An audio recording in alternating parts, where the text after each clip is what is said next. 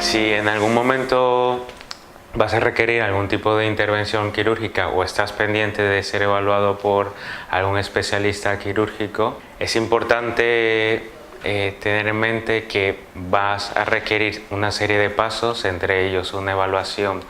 preoperatoria y una evaluación por una serie de especialistas que son los que van a decidir cuál es el mejor momento para llevar a cabo esta intervención. Importante en el momento que vayas a ese primer contacto con el cirujano es que lleves toda la medicación que requieras, que tengas un listado de todos tus antecedentes y asimismo que si se te ha realizado algún estudio, ya sea en el hospital o fuera del hospital y lo puedas aportar, lo lleves en ese primer contacto con el especialista. En ese momento pueden salir a flote más o menos 5 preguntas importantes, que es lo que deberías preguntarle a tu cirujano. Uno es, ¿por qué se te va a realizar la intervención quirúrgica? ¿Qué tipo de intervención o abordaje se te va a realizar? ¿Cuáles son los riesgos o complicaciones que puedes tener de cara a esta cirugía? ¿Y cuál va a ser el proceso de recuperación una vez que hayas sido operado? En esa visita se te deben aclarar estos puntos. Es importante que tú le hagas todas las preguntas pertinentes al especialista porque es una parte importante del proceso quirúrgico, que no tengas ninguna duda, porque de esa misma manera todos los miedos que puedas tener o todas esas dudas que te puedan resolver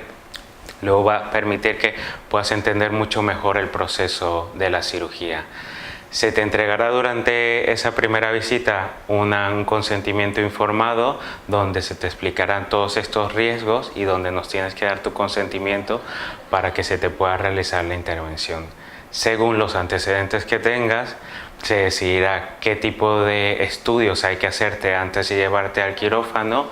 y deberá ser evaluado en una segunda instancia una vez que tengas estos estudios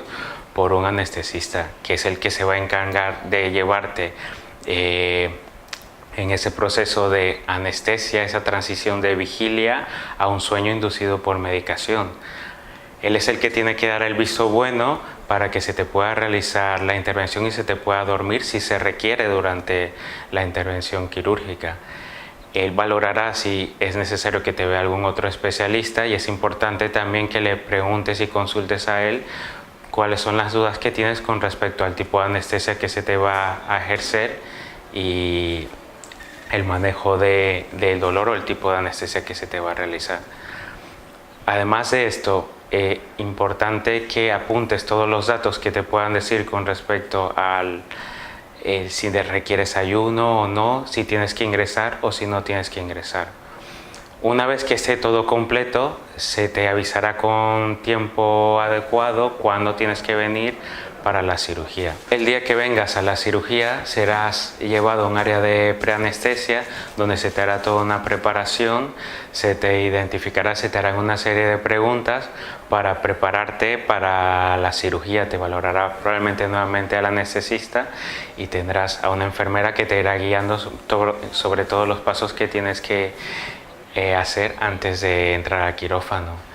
Una vez que haya terminado la intervención quirúrgica, deberás pasar un tiempo prudente en una área de recuperación de anestesia y ese tiempo es variable, puede ser 1 hora, 2 horas, un poco más, un poco menos y va a depender del tipo y la complejidad de la cirugía que se te ha realizado. No todos los pacientes tienen que quedarse una vez del procedimiento, es importante saber esto antes de ir a la cirugía porque muchas veces se puede dar de alta si es una intervención, una complejidad baja o media, se pueden dar de alta el mismo día o muchas veces se requieren sí estar ingresados por algún periodo de tiempo determinado. Lo más importante antes de cualquier intervención quirúrgica es que puedas despejar tus dudas con los especialistas a tu cargo y que tengas en cuenta que estamos aquí para cualquier pregunta, cualquier consulta que quieras hacernos. Muchas gracias.